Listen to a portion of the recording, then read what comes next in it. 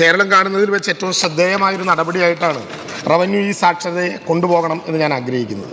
Sir, കേരളത്തിൽ ഭക്ഷ്യവകുപ്പിൻ്റെ കണക്ക് പ്രകാരം 94 ലക്ഷം കുടുംബങ്ങളാണ് വിവിധ പദ്ധതികളിലും സേവനങ്ങളിലുമായി നേരിട്ട് ബന്ധപ്പെട്ടുകൊണ്ടിരിക്കുന്നത്. സാർ, ഏറ്റവും പുതിയ കണക്കുകൾ പ്രകാരം കേരളത്തിൻ്റെ മൊബൈൽ പെനട്രേഷൻ ഏകദേശം 80%. ബഹുമാനപ്പെട്ട അംഗം ഇവിടെ സൂചിപ്പിച്ചതുപോലെ കേരളത്തിലെ റവന്യൂ വകുപ്പിൻ്റെ എല്ലാ സേവനങ്ങളെയും ഡിജിറ്റൈസ് ചെയ്യാൻ ആലോചിക്കുമ്പോൾ വില്ലേജ് തലത്തിൽ ഇപ്പോൾ തന്നെ ഏതാണ്ട് 20ഓളം സേവനങ്ങൾ ഓൺലൈനായി അപേക്ഷിക്കാൻ കഴിയുന്ന വിധത്തിൽ തയ്യാറായിട്ടുണ്ട്. എന്നാൽ ബഹുമാനപ്പെട്ട അംഗം പറഞ്ഞതുപോലെ എല്ലാവർക്കും ഈ സേവനങ്ങൾ അവരവരുടെ ഡിജിറ്റൽ ഡിവൈസുകളിലൂടെ ഉപയോഗിക്കാൻ സാധ്യമാകുന്നില്ല. പലതരത്തിൽ ഓൺലൈനായി ഈ സേവനങ്ങൾ ലഭ്യമാകുമ്പോൾ സാധാരണക്കാർക്ക് ഇത് അപ്രാപ്യമാകുന്നു എന്ന പ്രശ്നം ഉയർന്നു വരികയാണ്.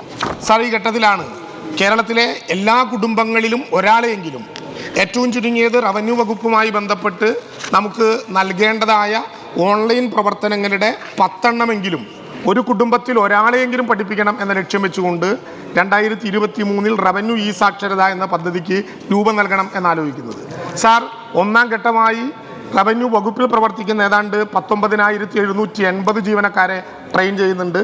സാർ, ഈ കേരളത്തിൽ ബഹുമാനപ്പെട്ട പൊതുവിദ്യാഭ്യാസ വകുപ്പ് മന്ത്രി, ഉന്നത വിദ്യാഭ്യാസ വകുപ്പ് മന്ത്രി, തദ്ദേശ സ്വയംഭരണ വകുപ്പ് മന്ത്രി, സാംസ്കാരിക യുവജനകാര്യ വകുപ്പ് മന്ത്രി തുടങ്ങി നമ്മുടെ മന്ത്രിസഭയിലെ നമ്മുടെ ഗവൺമെൻറ്റിലെ വിവിധ വകുപ്പുകളെ കൂട്ടിച്ചേർത്തുകൊണ്ട് NSS വോളണ്ടിയർമാർ, കുടുംബശ്രീ അംഗങ്ങൾ, വില്ലേജ് താലൂക്ക് തല ജനകീയ സമിതി അംഗങ്ങൾ, സ്റ്റുഡൻറ് കേഡറ്റുമാർ, NCC കേഡറ്റുമാർ, യൂത്ത് ഡിപ്പാർട്ട്മെൻറ്റിൻ്റെ ഭാഗമായിട്ടുള്ള വോളണ്ടിയേഴ്സ്, സർവീസ് സംഘടനാ നേതാക്കൾ ഇവരെയെല്ലാം ട്രെയിൻ ചെയ്തുകൊണ്ട് ഓരോ വാർഡുകളും തിരിച്ചുകൊണ്ട് ഈ വിദ്യാഭ്യാസം താഴത്തേക്ക് എത്തിക്കുകയാണ് സാർ മൂന്നാമത്തെ ലക്ഷ്യം.